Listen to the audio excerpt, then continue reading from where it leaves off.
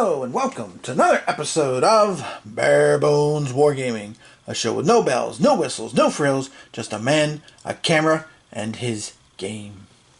This episode, well, best way I can describe this episode is to say, take her deeper, Chief, deeper. Or, of course, come up nice and quiet. A target-rich environment. Either way, it all ends up to a story at the macro level of Das Boot. And unlike the Hunters, or say Silent Victory, which is actually about the U.S. Navy in the Pacific, the game I'm going to look at here today is the Battle of the Atlantic. Designed by Gary Graber. This was published by One Small Step Games some time back. The original version showed up in Panzerschreck number 4, which is an interesting little magazine. As you see there at the top, it says dedicated to variants and solo play of war games, which is cool. Now, this is a game, by the way, that is currently on Kickstarter for I think about another, 15 days or so, I guess. That's being reprinted by Canvas Temple Publishing, who just did Admiral's War here a little while ago, which landed on my doorstep today. So I'll be taking a look at that at some point too. But this game here, I picked this one up from Fine Games out there in Oregon, Michael Dean and stuff. He had a couple copies of these that, despite being out of print, were actually a regular price. So that was very cool. So I couldn't wait till I did Kickstarter, but I just one of those things, you just can't wait. So I couldn't wait till October, which I believe is the scheduled delivery date. So I got this copy here. So what we're going to do here is we're going to take a look at this play. Now, I will say one thing real quick, that despite what it says here on the front of the folder, solitary game of the campaign on the high seas, September 1939 to May 1945. Not really. What it really covers is the second critical time in the Battle of the Atlantic. It runs from August of 1942 until May of 1943. So, this is a solitaire game, and again, it is the Battle of the Atlantic at basically the highest level. You're basically you're basically running this like you're doing it. Although he actually shows up here in the game, which you'll see here in a moment. But this is definitely big picture stuff here. One other thing I'll mention before I get started here is, if you do decide to get this game in its current format, now exactly what it would look like when the reprint comes out from the Kickstarter, I'm not sure. But if you get it in its current format, you definitely will want to go on Board Game Geek and find this file. This file was done by somebody. It's nice. I forget who the user was, but it's so nicely done. Organizes everything step by step for each turn. And on the back, you got all the charts, all the information you need. So since I got a hold of this, I think I've referenced the rule book maybe once or twice, and this is about my 5th or 6th play of this already since I got my hands on this. I'm trying to remember what day this actually showed up, but it was recently. It might have been last week. It might have been last Saturday, maybe even. It showed up. But anyway, so let's get to it. Now, the map here depicts the critical regions here of battle. As you can see, each box, and let's just focus in here on the mid-Atlantic, each box has spaces for the escorts, the air patrol, which, by the way, was a big part of this. Until I read that multi-volume history of war at sea. I forget the author, but it covered basically everything from the World War I era all the way up through, I want to say Vietnam and stuff, but it was a 3-volume set. I had no idea how important the air power was aspect of the Battle of the Atlantic. But that book really, showed it and articulated it very well. And ever since then, when I run into games like this, it's amazing how powerful and important that was. Okay. So you got those 2 boxes for the Allies. And then you have 3 boxes where you can put your gray wolves. You can either go into the aggressive box, which of course, as you can see, gives you a positive modifier, but there's a better chance you're going to get nailed. Normal, which is just what it sounds like, and then shadow, which shadow can be a problem. You see the -2 there, but if one of the other U-boats in the aggressive or normal box can basically scatter the enemy units, then the shadow box actually becomes a nice place to be, where you can basically get some nice plum pickings, so to speak. Okay, so we have a bunch of different boxes here. We've got everything from Iceland to, we have the most important convoy line. This is where the richest hunting is, the Newfoundland and the North Atlantic boxes, but we also have the Bay of Biscay. We have off here at the coast of Africa, Mid-Atlantic, Eastern Seaboard, and again, Iceland up there. And then, of course, we have the German side of it all over here with the bases that from captured ports in Western Europe. Okay. Now, I'm actually picking up this play from turn 2 because the first turn, you only start with 6 boats. It's kind of very basic. You can't afford to take too many risks because one of the ways you can lose this game is if you lose 50% of your operational U-boats, the U-boat morale is kaput, and it's over. You know, it's finished. Stick a fork in you. So you don't want to press too hard at the beginning. The other way that you can lose very quickly is if you end up, whoops, wrong direction. If you end up with the Allies having 4 convoy markers, you can see it right here, in the North Atlantic, at the end of any turn. If that happens, again, that basically means the lifeline has been firmly established, and again, you are finished. It's all over. Okay. Winning this game is extremely difficult, I will say, too. Winning it, basically, you have to score 3 months with 600,000 tons sunk, and then you also have to maintain a certain level depending on how many convoys are on the map at the end. So this is very much a game, to me anyway, what my experience so far has been with it has been, this is very much like a more of a narrative game and more of a challenging yourself, you know, kind of game. It's kind of like, it is like the Hunters, but again at the macro level. It's definitely stepped way up from that. Because, of course, the Hunters, you're in command of just an individual U-boat. Here, each one of the U-boat counters actually represents 5 U-boats in the game. So, okay, so let's get going. First things first. On each turn, the first thing you have to do is you have to decide what you would like Admiral Donitz to do. Now, Donitz, over here, and I think I'm pronouncing that right, has 2 choices. He can either hang out here in the headquarters box. Now, at the headquarters box, if you place him there, he will help build more U-boats in the turn.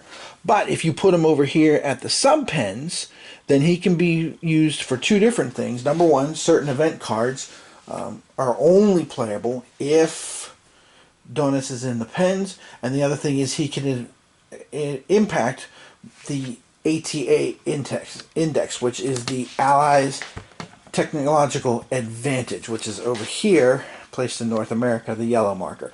Now, it actually starts the game at 0, and it goes all the way up to 6. Now, the ATA is important because it determines what order things happen. So right now, at this point in time in the game, as you'll see here in a minute, the Germans, because it's still such a low level, it's level 1, the Germans will get to see first where are the Allied escorts, where are the Allied air patrols, and then place their subs. As the war progresses and the Allies build this technological advantage, then you're going to find that, you know, at first the Germans will get to find out what the escorts are, but they won't know where the patrol planes are, and then eventually when the advantage gets really big, they'll have to put their subs down first, and then, and only then, find out, hey, here's the escorts, here are the patrol planes. Okay? So Donitz can be used to influence that if, and only if, he is in the sub-pens. Now, on the opening turn, I always put him in the headquarters because, first of all, even if the Allies get the technological index advance, which is not guaranteed, by the way, there are some cards in the deck that have blank spaces, which means nothing happens for that particular part of the turn. I always put him there because it's still going to keep it at that first level, and you need more U-boats. You definitely need more U-boats. And that's another thing I like about this game, too, is that you know, if you wanted to, you could always experiment, too. You know, you could have the Germans emphasize the U-boat campaign, and instead of starting with 6 boats, start with 12. You know, and see what would happen. You know, that kind of thing. So, okay. So what I'm going to do with the Donitz, as I just said, is I'm going to put him down here in the pen. So that's the first thing you do. First thing you do each turn is you make that choice. Where is he going to go? Second thing you do each turn is you draw your event card. Okay?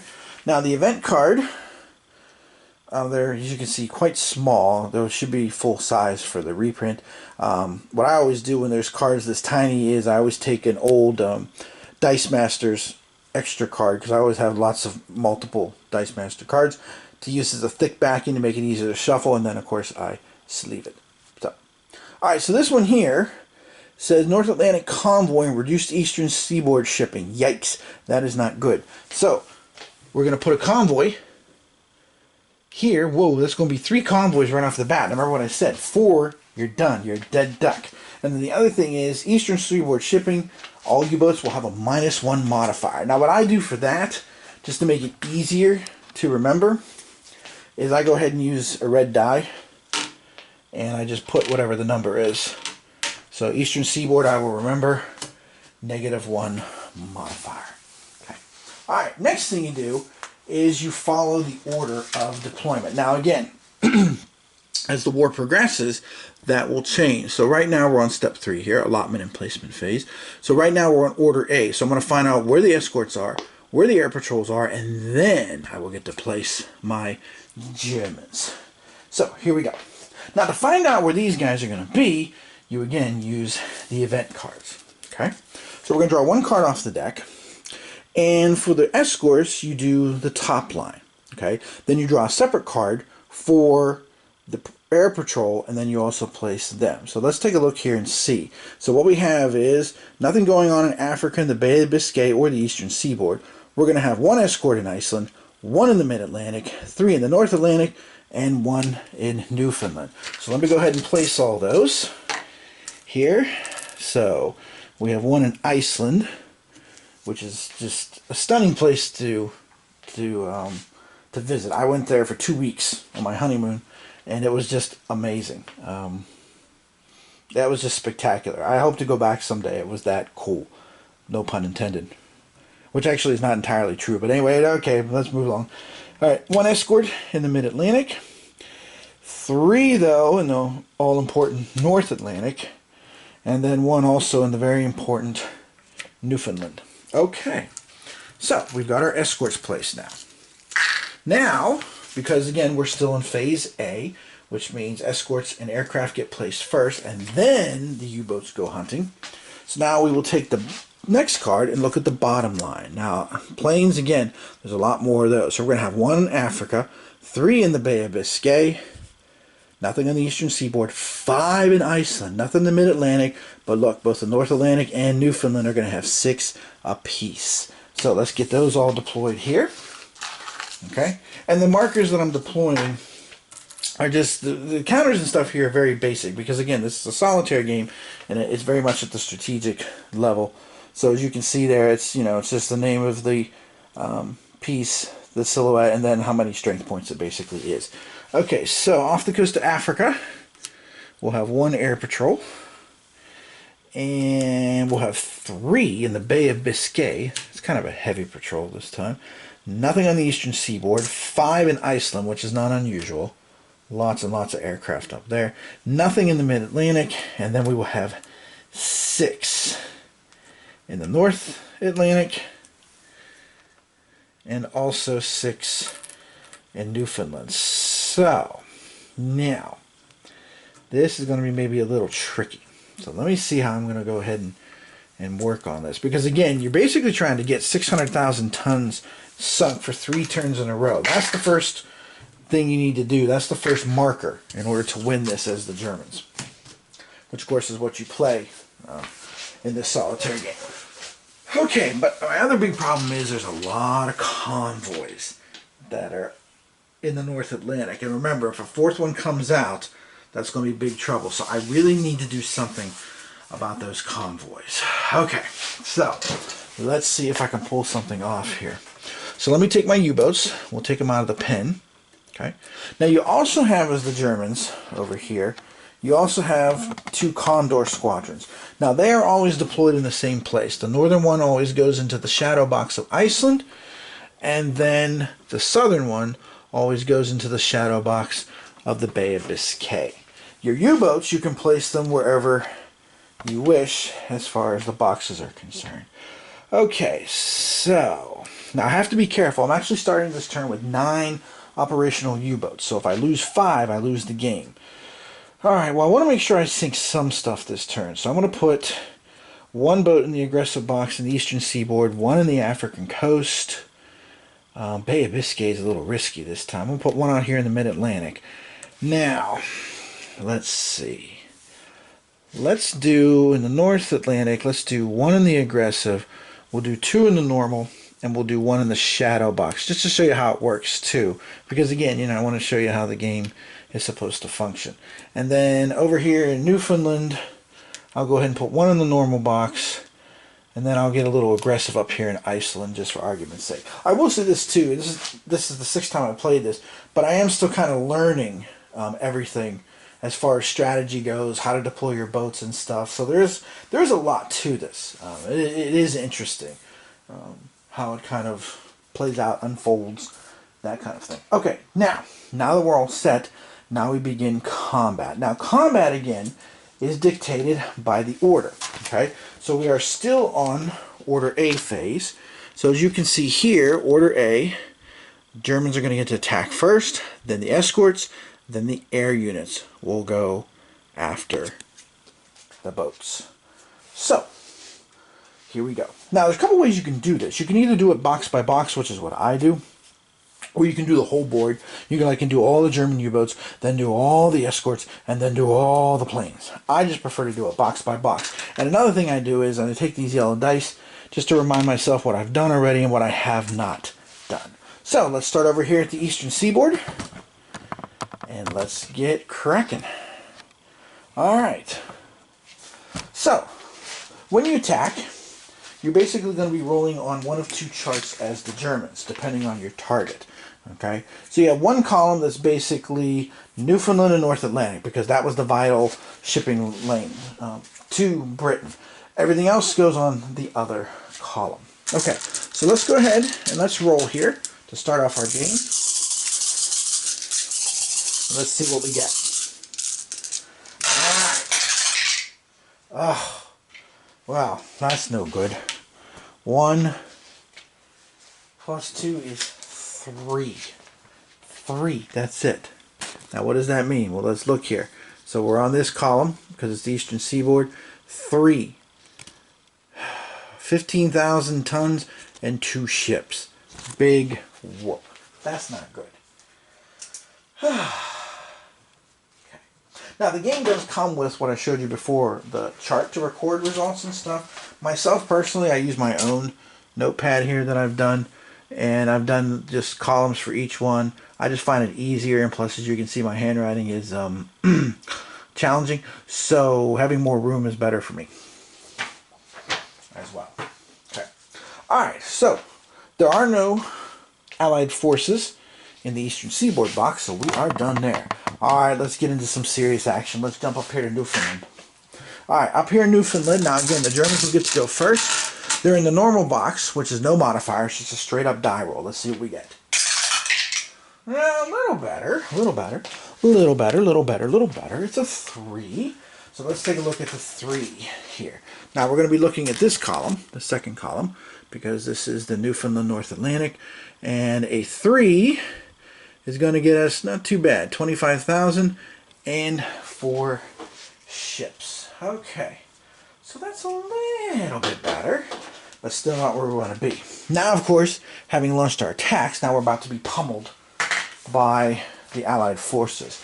So, we'll start with the escorts. The escorts, there's only 1 of them, so they're going to roll. And early on in the game, basically, if you're dividing up your forces here, like I kind of did on this turn, you don't have to worry about a whole lot, because as you can see, you need a 6 to hit, period. Okay, and there are modifiers here.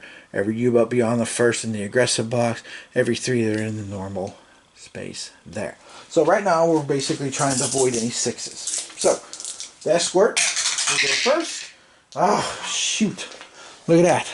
It's a 6. So now we have to find out the fate of the German U-boat in that box. Here we go. So I rolled a 2. Alright. Big old 2. My big old blue damage dice that I use. So let's take a look here. Alright. So we rolled a 6, which is a hit. Now we roll a 2. Now, it says here, 2, 3. One U-boat in the aggressive box is sunk. Ah, but our U-boat is in the normal box. Ah, which means nothing happens. Please try again, as they say on Family Feud. So, if you have a result that does not match a box, then nothing happens, okay? Now, that only happens with the lower die rolls. The higher the die roll goes, you basically are going to have normal box, and then any boxes, somebody's getting sunk. So, a little bit of a lucky break there to start off this turn. But now we got to weather six die rolls against the U-boat there. So, let's see what happens. Alright, so here come the patrol planes. Uh-oh! Alarm! Uh-oh, time to dive, dive, dive, dive! Now, as soon as you roll a result, you need to apply it. Now, this can be important in the game whenever you get a lot of boxes loaded up with U-boats, because that can change the modifiers and stuff, so you kind of have to keep that in mind. Now, at this point, there's no modifiers here, so you can just roll them all at once and then apply however many hits there are. So let's go ahead and do the other 3. Okay, the other 3, that's miss. Alright, so we gotta hope that we get another low die roll for the damage. Deeper, Chief, deeper. Deeper. It's a 5 this time. Uh-oh. And what does a 5 say? One U-boat in the aggressive or normal box is sunk. So, bummer, man. I've lost U-18. It's sunk already. And that's one step towards defeat. Oh, I got to change the North America result. That's right, there was a -1 modifier. So actually it takes it down to a paltry 7,500 tons and a 1 result. I forgot to add that in. Alright, so now the Newfoundland box is done. Alright, let's go over here to North Atlantic, because this is where most of the action is going to be. Alright, let's start here with this aggressive box. Okay, so we've got this battle going on here with the aggressive box first to start with. Okay, alright, so we're going to get +2 because, well, just because we're in the aggressive box.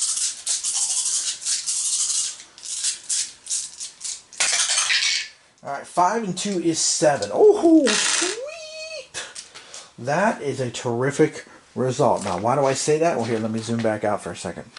Because that result gives us this red letter C. And what does the C mean? We got ourselves a convoy. This is Rubber Duck calling Big Billy. Okay, if you know what that reference is, then you're as old as I am, if not older. But one convoy marker, if present, is about to be blown out of the water. So that is awesome. These red asterisks here basically cause scatter results. Scatter results will help the subs that are in the normal and or shadow boxes in the game. But right now, we really wanted that convoy, because remember, if we get 4 convoys, we're screwed, glued, and tattooed. Okay? So, notice too, not only do we get the convoy, we get 125,000 tons of shipping and 21 ships destroyed by those 5 boats. So that's a big score here. Okay? Huge! And with the convoy marker sunk, every time you sink a convoy, and you can only sink 1 convoy per turn. 1 is the loneliest number here. You get an additional 50,000 tons and 8 ships. Okay? Alright, so far so good. That's a good start. Okay? So now let's go to the normal box. Alright? So now the normal box, we got 2 U-boats there. Both of them are just a normal die roll. Okay, and they both came out to a 2. So a 2 is 12,500 for each one. Alright, so that's not so good. Could have been better, but nothing you can do about that. Alright, unfortunately that means our shadow sub, I didn't get lucky here, and I didn't scatter, but I got the convoy, so I can't complain too much. So with the shadow one, the shadow box here is always a -2 modifier, so I'm going to have a -2 modifier as I try to stalk at a distance, obviously. And I rolled a 1. Okay, so that's a bummer, man. Alright, so, but still, I did manage to pull off almost 200,000 tons of shipping. Speaking of which, each box, you're only allowed a limit of 100,000 tons per turn. However, you add 10,000 tons for every single point of escort and air patrol there. So this would be 100,000 plus 30,000 for the 3 escorts, another 60,000 for the patrol planes, that's 90,000. And each convoy has its own built-in escort, so that actually would be 2 more points. So we're talking 210,000 I could have got. Unfortunately, I only ended up with, I'm not a math genius, so hang on people, 125 and 50, that's what, 175,000.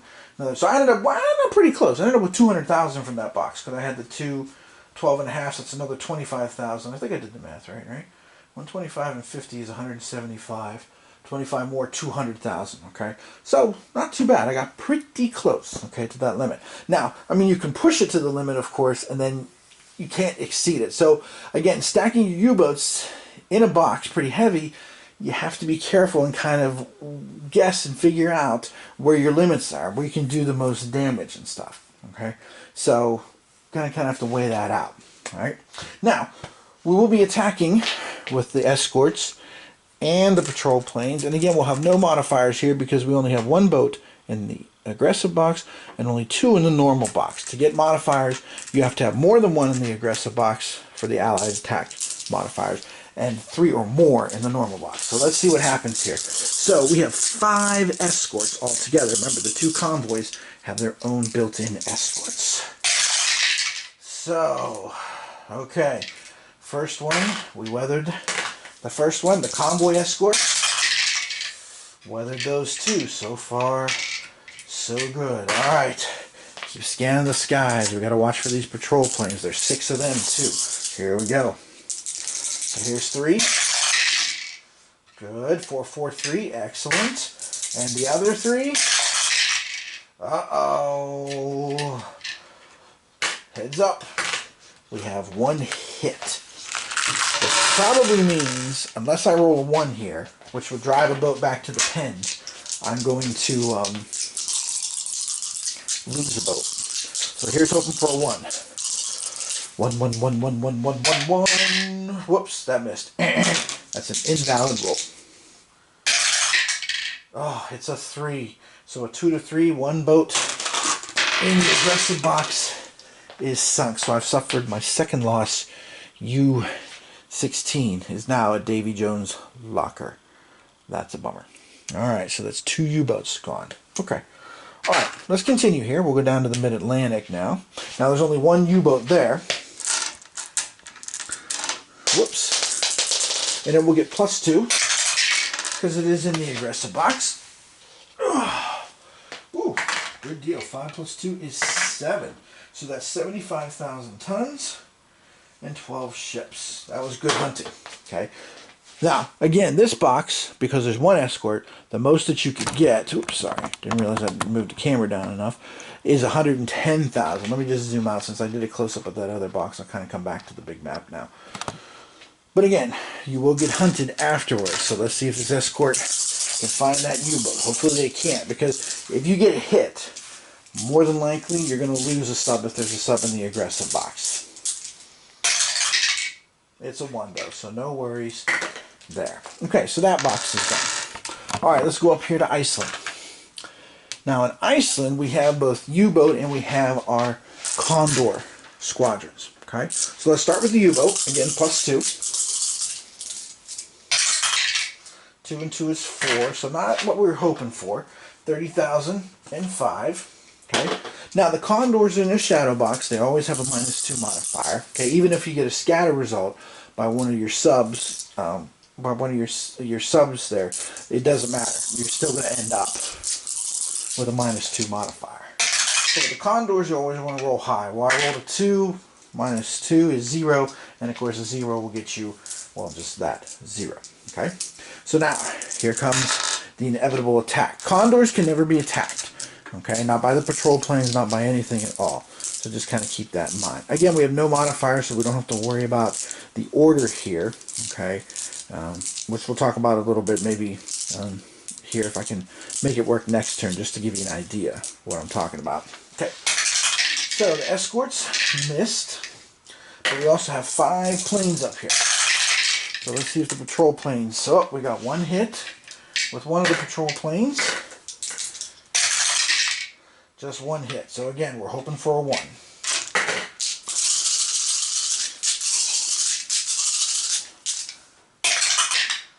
Oh! Hot dog! It's a 1.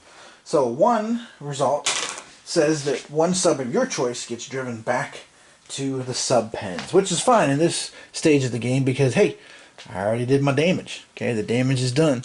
Later in the game, of course, when the allies get to attack first, it's going to not be such a good thing. Okay, now Bay of Biscay down here, as we can complete this turn. The Bay of Biscay, there's only the Condor. So -2, hey, we rolled a 6. -2 is 4. Awesome. So the Condor Squadron actually got 30,005. Excellent. Alright, excellent. Okay, and again, the patrol plane will not fire because Condors cannot be attacked. Last but not least, we're going down off the coast of Africa here. And again, we get to fire first because of the technological situation at this point in time of the war. So we'll get +2. Awesome. 5 and 2 is 7. That's another 75,012. Okay. And then we got the 1 plane to dodge.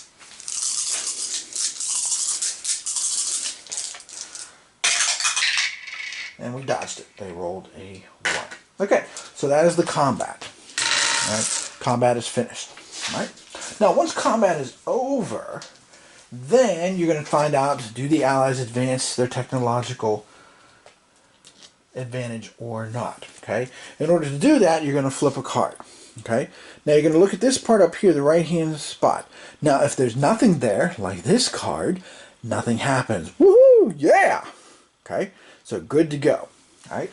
Now, if it says something, let me just show you some of the other cards here. If it shows something like this with the word radar, then the Allies would advance from level 1 to level 2.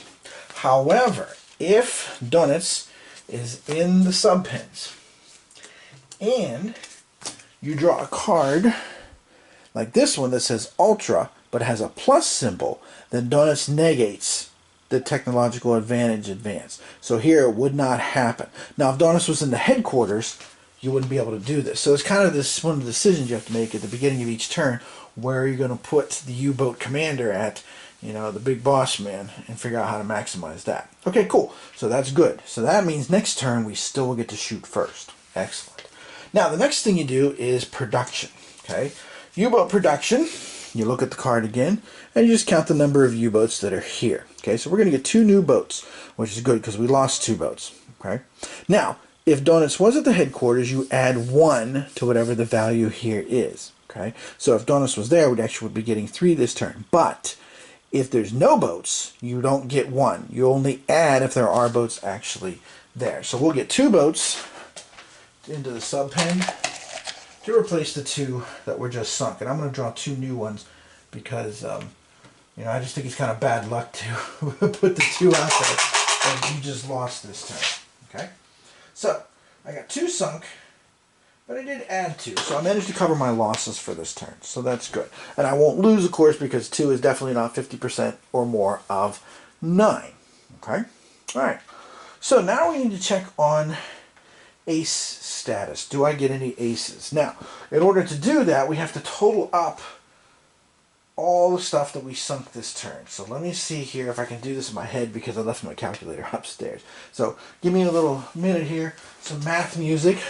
La la la la la la la la. And maybe I'll just say it out loud because it'll be easier that way. Okay, so let's see. 75 and 75 is 150. Okay, so that's 260. Okay, 260 plus 50. 260 plus 50 is 310. 310 and 125 would be what? 310, 125, that's 5, 3, 4. So that's 435 plus another 7.5. So 435, 5 sevens are 12. So 442,500 tons sunk. Not too bad, but remember, we're trying to get 600,000 3 turns in a row. This game is extremely hard to win. Okay. And the number of ships. Now, the number of ships technically has no impact on the game whatsoever, which I find a little odd. I mean, I understand it because, of course, with the United States backing the British, you know, whatever merchant ships you lose, you're going to get them replaced. You know, this isn't the Japanese situation where, you know, the U.S. is picking off all those merchant ships and the Japanese just cannot keep up, you know, which there, the number of ships would matter, not just the tonnage, because, you know, the Japanese just could not replace them at the rate that they were being sunk.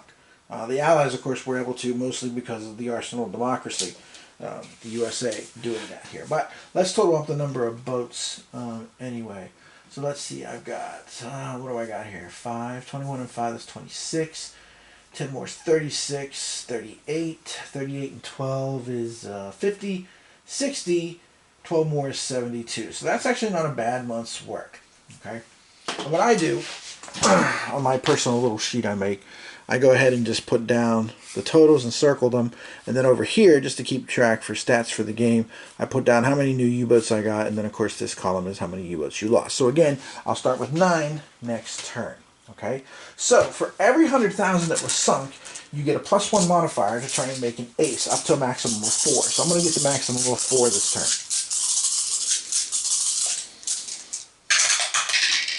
But 2 and 4 is only 6. Now, aces, of course, are important because they give you a +1 modifier to your die roll.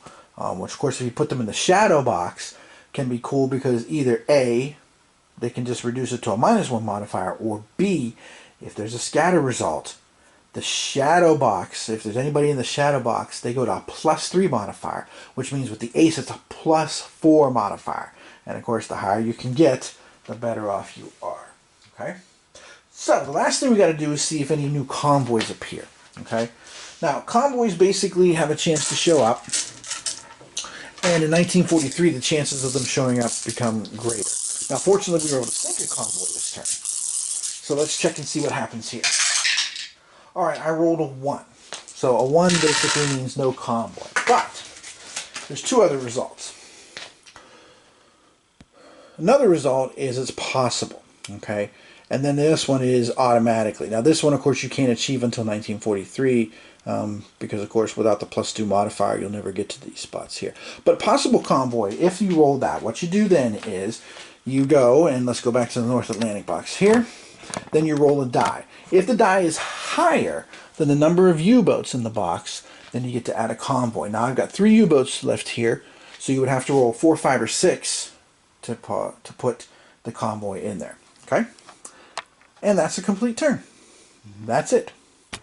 We're all done. Okay. Now, at the end of every 2 turns, so at the end of turn 2, turn 4, etc., you're going to reshuffle the 40 card deck. Okay. So that you will always do, and then go with the new deck. Okay. Again, kind of keeping things organized, or keeping things not organized, I'm sorry, random. So, of course, it keeps the game, you know, fresh and increases replayability. Okay. Now, at the end of the turn, of course, you're going to clean up everything here. Again, I just use these dice because it's so easy then to tell, you know, which ones have I already done, which ones have I not. That's just my personal opinion. Okay.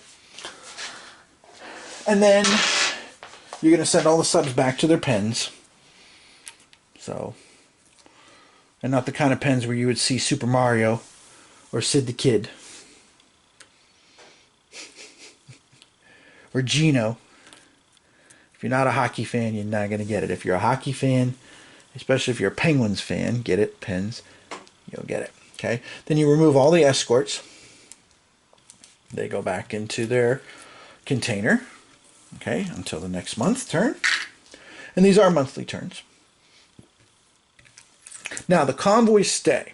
You don't remove the convoys. Okay? And that's that. Now, the only other thing I want to mention here real quick is when you get more boats in a spot. So, like, for example, if you end up with 2 here in the aggressive box, and then let's just say for argument's sake, 1 in the shadow and 1 here in the normal box, then you're going to end up with a +1 modifier, which again means as you roll each die, if you hit and one of those boats goes away, it's going to affect the other die rolls for the other unit. So let's say you had like, for argument's sake, let's say you had like 3 escorts and I don't know, 5 air patrol, which is not uncommon in the North Atlantic box. Let me just zoom in on this here real quick so I can show you everything in a little more detail. Okay. All right.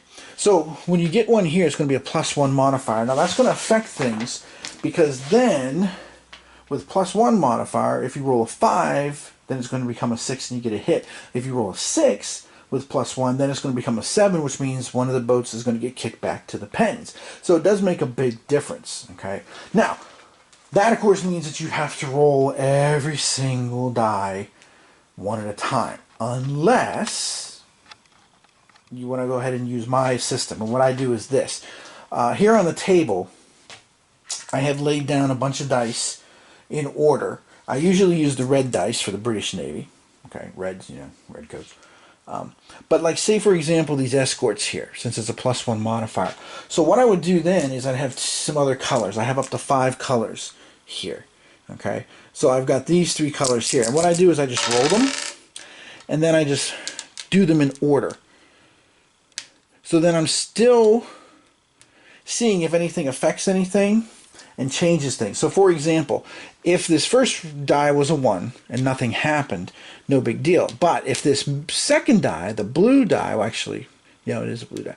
Second die, the blue die is a 6, then that could impact this one over here. So this would no longer be a +1 to it. Let's just say for argument's sake that this was a 5, which then would have turned this into a 6. But this is a 6 up to a 7, which means my choice, I get to kick away one of these to the pens. Now, if I wanted to be aggressive, I could like pick the normal one, but if I want to be smart and try to make sure that you don't get some lucky hits and sink, I'd kick this one back, which now means the +1 modifier would go away from here, and that would just make that a 5 again. Okay, and I put the 5 dice on my table just in order, so I can roll 5 at a time basically, rather than rolling each one. Because when you're playing solo, it's always a good idea to try and speed things along and make things as expedient as possible. Okay, so there you go. That is Battle of the Atlantic. Okay, and again, it's a fun game. It's enjoyable. I have a good time with this. I've played this quite a few times. I can see this already being a good filler game. When you just want to take a little break, but you don't want to take forever, because again, you're not even playing an entire year of a turn. You're only going from August of 42 to May of 1943. Okay, so again, if you're interested in the Battle of the Atlantic, and even if you already have the Hunters like I do, this is a good pickup. So again, if you like what you see here, it's not in print right now. It's not easy to find on the secondhand market. I tried some of the usual suspects and nobody had it, but excuse me. But again, if you go on Kickstarter, Canvas Temple Publishing is doing a reprint of it, and it's already happening. They already have enough of the money that they needed to get the project fulfilled. They're just working on stretch goals now. I think there's like 15 days or something to it, but it's not an outrageous amount of money or anything like that for it. But you can take a look at it, see they've got pictures of the components and stuff that are going to be in the new edition. The cards are going to be a lot nicer, among other things. So if you like it, you can pick it up if you can't find it on the secondary market or can't trade for it on the secondary market. Okay, so there you go. There's Battle of the Atlantic. Just a fun, nice, light filler solo game to play. Alright, next video, I'm not sure where I'm going to end up at yet, because I have a couple of different things that I want to share with you guys.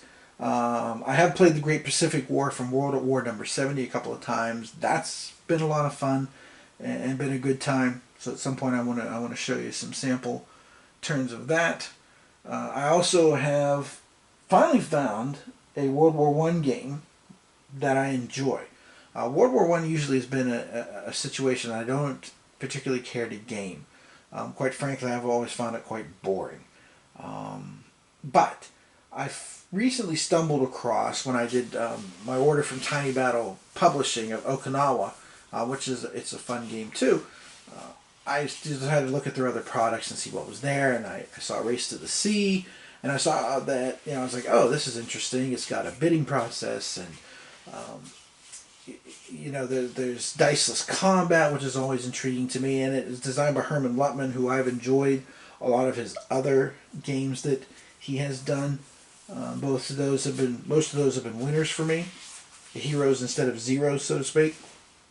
So I decided to pick it up, and I got to tell you, it was a ton of fun. So I'm looking forward to sharing that with you guys too. And I also picked up the sister game, which is Tannenberg. Race to the Sea, of course, refers to after the Battle of Marne, when things were still mobile, before the trench system stretched all the way from the border of Switzerland to the English Channel and the North Sea.